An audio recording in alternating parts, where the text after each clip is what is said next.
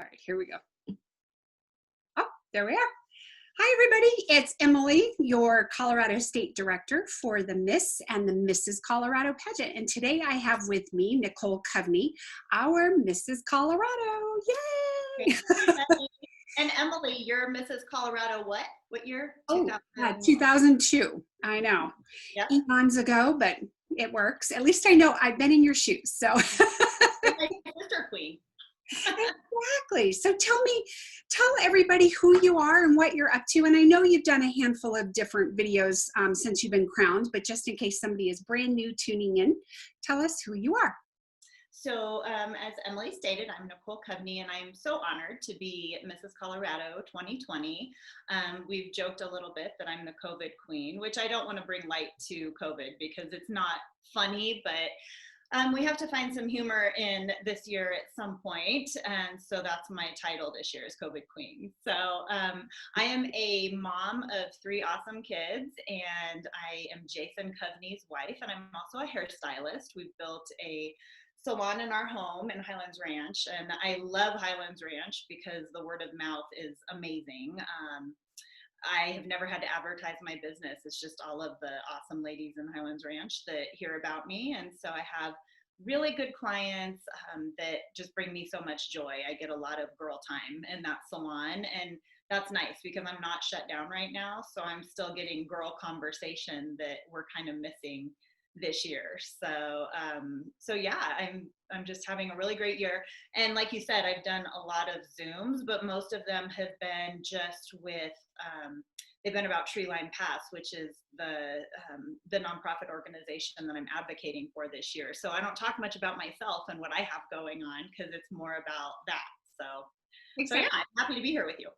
Exactly. And it's finding that balance between being a wife, a mom, and then advocating for something that you're passionate about. And then the cool part about being Mrs. Colorado is you can take a break if being a wife and a mom become to the forefront, like it will when online schooling and, this Christmas break, you can push that forward or do appearances with the whole family, which is fun too.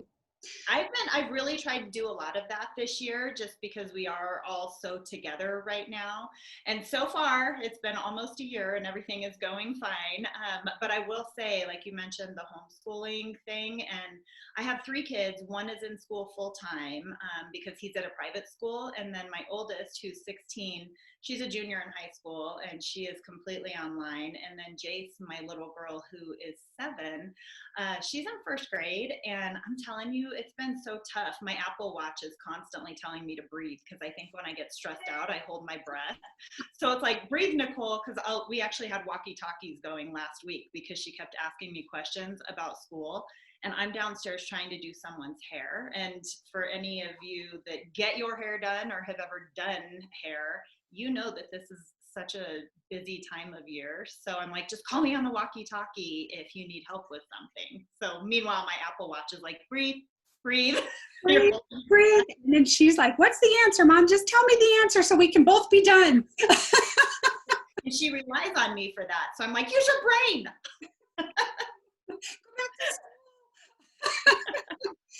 Well, I was going to say too, since we're all at home, Randy Carpenter was in her uniform last week when you interviewed her for school. I actually got out of my mom uniform today of yoga pants and a sports bra. So I got dressed for you guys. I know, and there's not much that you can get dressed up for right now. So it's like, oh my gosh, look, I have makeup on. Everybody pay attention. I have makeup on. This is not normal. Yeah. Oh my gosh, so cool. So tell me, what was this your first time participating in the pageant? And I do know the answer to this, but for everybody else, was this your first time participating? It was not. And I know that there's been one person who participated and won on her first time.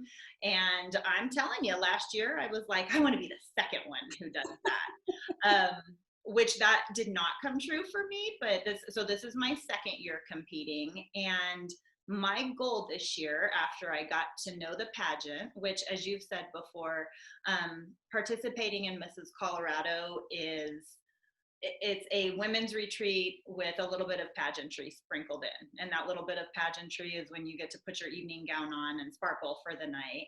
But we just have such a great time as women during that retreat of luncheon and getting together and talking and telling all of these wonderful ladies our story and hearing their stories. So last year I got kind of hooked just because I thought, boy, this was sure an uplifting week, and that's not what I was expecting. And what made me compete in Mrs. Colorado was I've always been pageant mom. My daughter Grace has competed in pageants since she was 10 years old. And like I said, she's almost 17. So I was probably that mom that I was very quick to bark at her about what she needed to do. But I never walked in her shoes or her stilettos, so to speak now. So I decided to compete last year. And so my goal this year, that took me a while to get to where I was, but my goal this year was to make top 6, and I did. Yeah.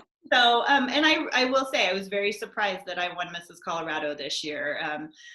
As always, there's wonderful ladies with wonderful stories. And I think that we all have our predictions when we see one year who might win the next year. So I was rooting for that girl this year and thought it's her year and this is going to be great. And I hope to be standing up there with her as one of the top 6. And so I'm very honored. And I really feel like I've said this before. I don't know if anybody's heard it, but I really do feel like it was divine intervention this year, because I think that there were some things that I really wanted to do with this that were needed this year. So I'm really excited. I always feel like God gives the crown to the right person at the right time. Absolutely. And I think that's just the perfect timing of it. And sometimes I have the director. Hello. No, the director before me always used to say that sometimes the queen needs us and sometimes we need the queen. And so it's kind of fun to always kind of figure that out each year as we get a new queen, and we kind of figure out what's her mark and what's her role in the organization and what is she going to do for the next 20 years with us. So that's kind of fun. Yeah, because I'm a part of this really wonderful sisterhood now, that even though I might be out of the spotlight next year, I'm still a part of this sisterhood that we can add to each other's lives. And I will tell you, it's so funny because so many people that I talk to truly think that pageant girls are they're always sparkly and they've always got the perfect makeup on and they're always in shape. And honestly, that's just not, there's so many things that you can do pageant weekend to make yourself feel good and make yourself feel perfect. And that is what we want to feel like on pageant weekend when we're on stage in that gorgeous dress. But that's just not normal. I mean, I think I was telling you a couple of weeks ago, I have got so much sun damage on my skin. I have freckles all over the place. I did not take care of my skin as a kid, and now I'm paying for it. And so it's been really funny because I was thinking back on it, because I think a lot of the reason that women have a hard time kind of landing the plane and committing to competing is because they think they have to be absolutely perfect. And that's just not the case. I wore body makeup all weekend this last year because I wanted to cover up those freckles, not for the sake of you or the judges or anybody else, but for me, because it made me feel better. So there's things that you can do. None of us are perfect. We all have cellulite. We all have wrinkles. It's just not the norm to be perfect. So it's not necessary. Exactly. And it's not realistic. That's the bottom line. Is Mrs. Colorado is not a fake, unrealistic person. She's real. She's got real issues. She's got real life. She's got all these different things coming at her. And it's a matter of what do you do with it and how do you handle it? Right. And being a great role model. So by no means are any of the former Mrs. Colorados ever perfect. It just so happens that during that one weekend, 5 people thought, yeah, she's pretty cool. I think she can do a great job. Yeah. and you have different judges, you potentially would have a different winner. And every time I used to watch my pageant, and I'd always cross my fingers and go, please let me win again. Please don't take it away. Because, it just aligned that weekend for me. And I'm very, very grateful for that. Right. And it's a sport. You come in, I kind of always have thought of it kind of like a marathon, that if I show up in or maybe like a triathlon, and if I show up with a tricycle to do the biking part, if I show up in an evening gown to swim across the water, or if you show up to run and I'm wearing stilettos, I may not do so well as the other people that are prepared correctly for it. Yeah, so right. There's some crafting to it, there's some sportsmanship to it, and it's kind of tweaking those pieces and bringing your best foot forward. Right, absolutely. And I think that you'll always mention in orientation, it's making a connection with the judges. And all of the judges are humans, just like we are, and they have things that have happened in their lives, just like we have. And one of the things that I made a connection with a judge in my interview was about domestic violence. I had been a survivor of a mild domestic violence situation well before I met my current husband, but she too had been through the same thing. And so we made that connection. And you need to, obviously there's 5 judges, it's 5, right? 5 judges in the room. And it just depends on who those people are and what their past is. So just because, things might not go your way one year, it doesn't mean they're not going to go your way the next year, because they're humans just like we are. Exactly. And they're always, every single year, different judges, different year. Right. So it's not the same 5 choosing the same people every year. So it's kind of an interesting thing. Which is good from a wardrobe standpoint, because you do not have to every single year spend thousands of dollars on a new wardrobe. No, you can definitely, like Courtney Graham wore the same evening gown the year she competed the first time, and then the second year she competed and won. Yeah. A lot of girls wear the same wardrobe, because why fix what's not broken? Yeah. But then again, it's fun to get a new dress, so I'm not gonna. Oh, I did. Yeah. Because you also look at something and you're like, oh, I liked that, or I liked this girl's dress, so I think I might go with something like that. So, but I will say there's nothing that says you have to wear a white gown or you have to wear a red gown, because there are kind of those misconceptions that, ooh, all the winners wear white. No, you need to find a gown and an interview dress that fits your style and your personality, because nobody's looking for, a little robot that looks like everybody else. You need to be yourself and what you're picking for the year. Exactly. And if you were to take exactly what you wore this year to Mrs. Colorado, the same interview dress, the same new evening gown, and put it on somebody else, it won't translate the same, because they don't love it like you loved it, or right. Your body is different. So that's where, when people always say, what are the judges looking for? Where they're looking for confidence. They're looking for, do you have a vision for this opportunity and this title? And are you comfortable with who you are at this point in your life? Right. And that's your piece. So and also, if you're not comfortable in what you're wearing, if you're not comfortable in the gown you're wearing, if you're not comfortable in your interview dress or jumpsuit or whatever, you're going to show that when you're in your interview or when you're on stage, because, if there's something that just, you have a part of your body that you just don't like in this one thing, it shows. And you can't put your best foot forward confidently if you're uncomfortable in what you're wearing. Exactly. And that's key. Like if somebody said to you, you must wear white to win, and you look terrible in white, no matter what you do. Yeah. You just go, well, people like you and I you can't tell the difference between the dress and the skin. I might be a little pasty in the wintertime. What can I say? Oh my gosh, I just right now have some good glow light going on. I know, I need that. You guys can all see my blue eyes, and then everything's beige around me right now. Oh my gosh. So tell us, what have you learned about yourself from participating? Well, from participating, I learned all kinds of great things about myself. I feel like I'm a fairly confident individual. I might be a little more competitive than I thought I was.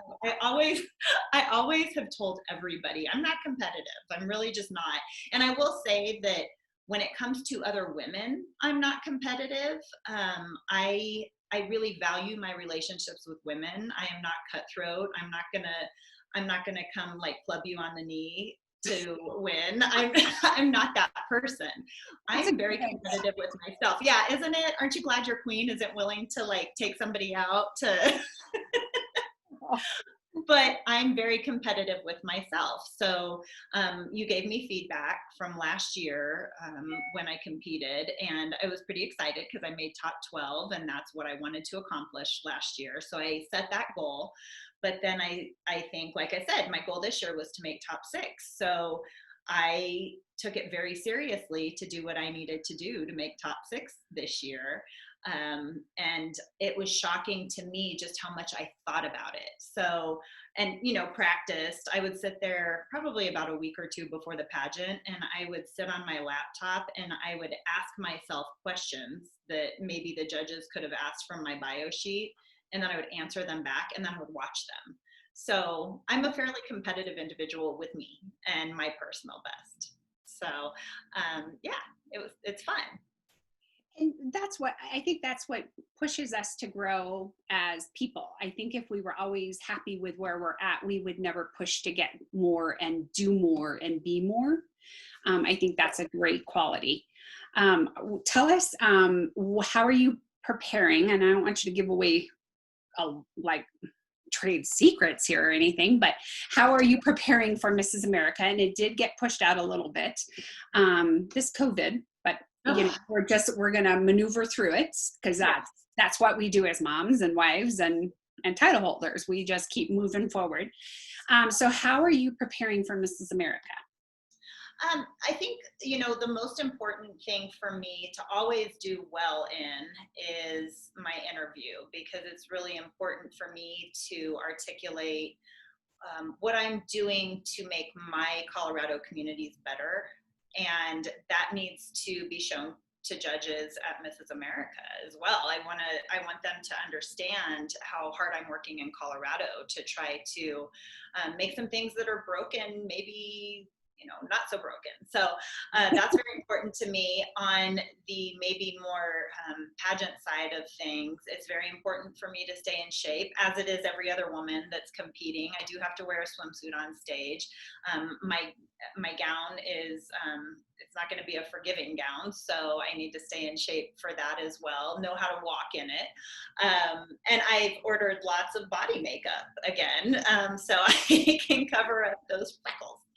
But yeah, I mean, honestly, preparing for nationals, while nationals is stepped up a little bit, I'm kind of doing the same thing, practicing my interview questions, the things that I think maybe they could ask me. So yeah, it's just kind of doing the same things that I do for the state pageant and making it even better. Nice. So tell us, what have you been working on about the organizations that you're working with, and what's the next month-ish look like with the organizations?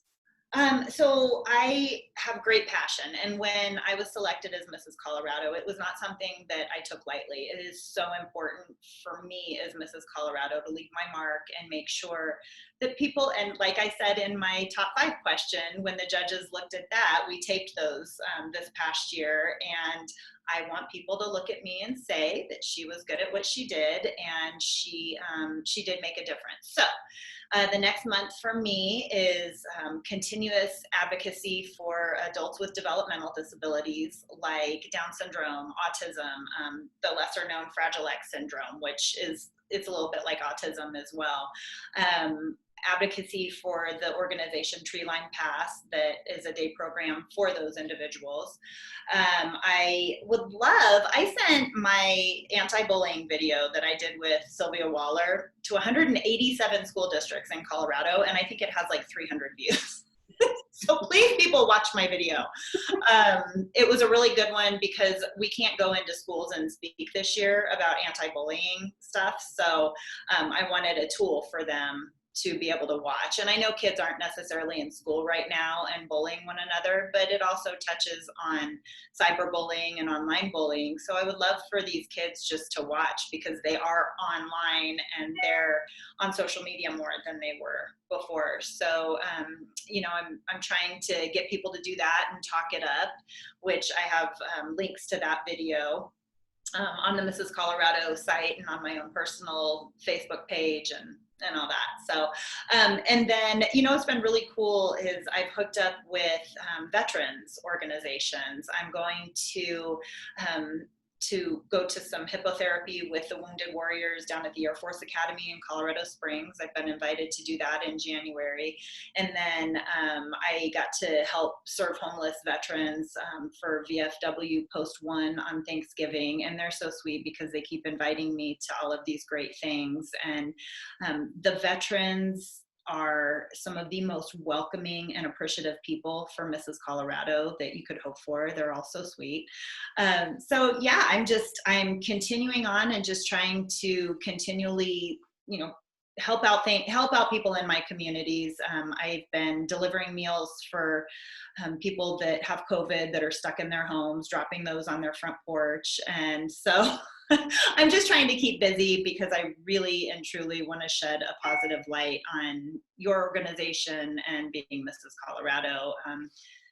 Getting rid of pageant misconceptions was so important for me from the get-go, because pageant girls, as I've said, are just so community minded. Most of the ones that I've ever met, between Grace or myself, just so community minded and willing to get out there and get their sash dirty, for lack of a better term. And that's really important for me that people know that. Nice. And you're doing a great job, by the way, especially with all the different odds and ends and limitations. You really are doing an amazing job.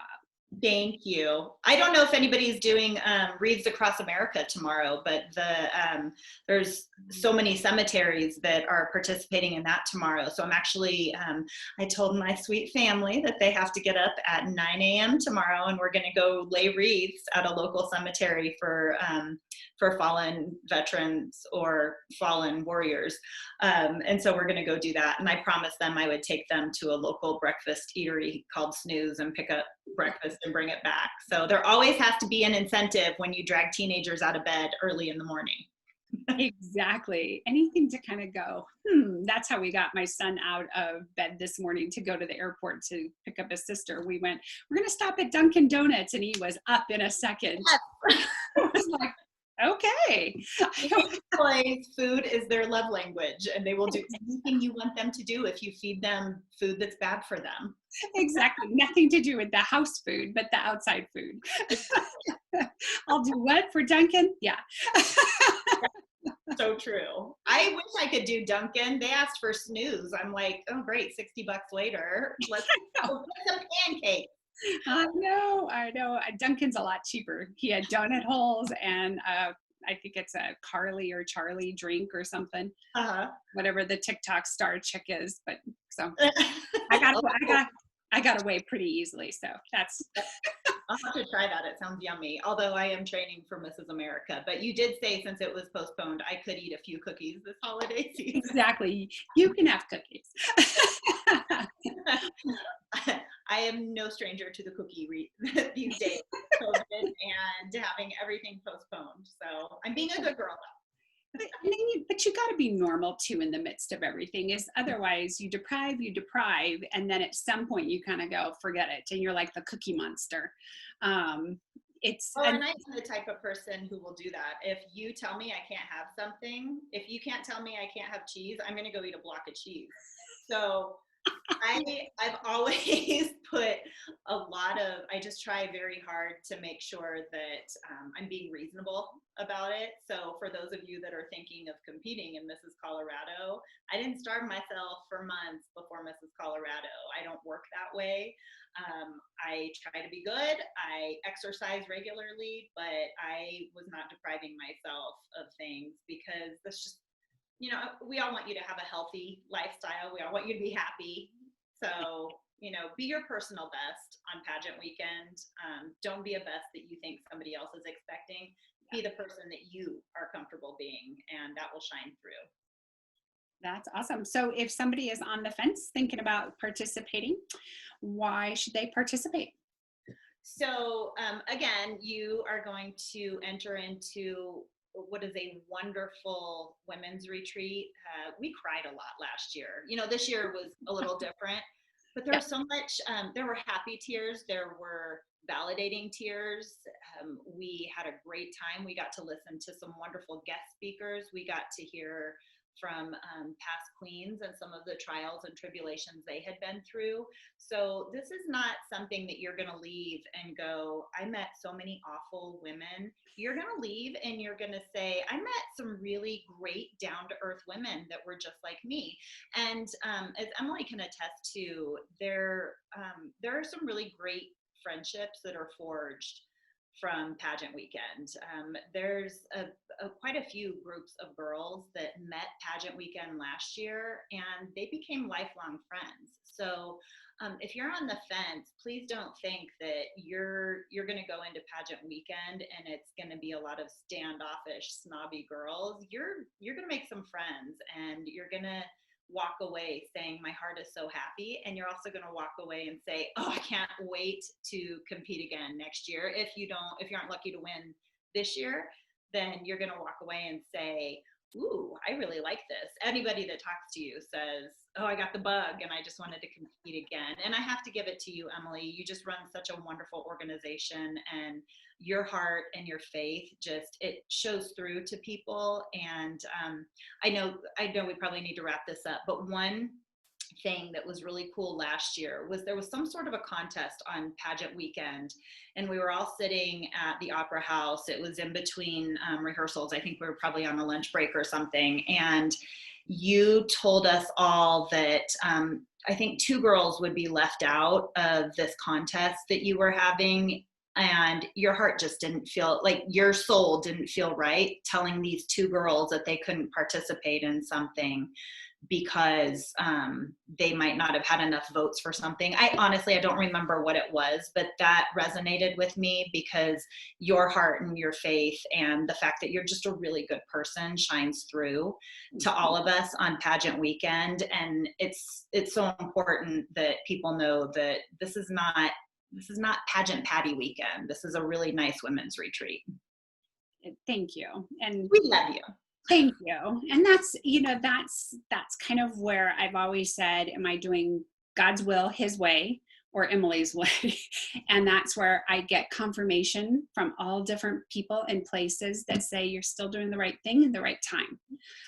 And so that's the cool piece. And this year I've got built back in the normal retreat features. We may do them with masks and we may do it a little more distanced, but I have the space, the plan, I plan A, B, and C, and D actually.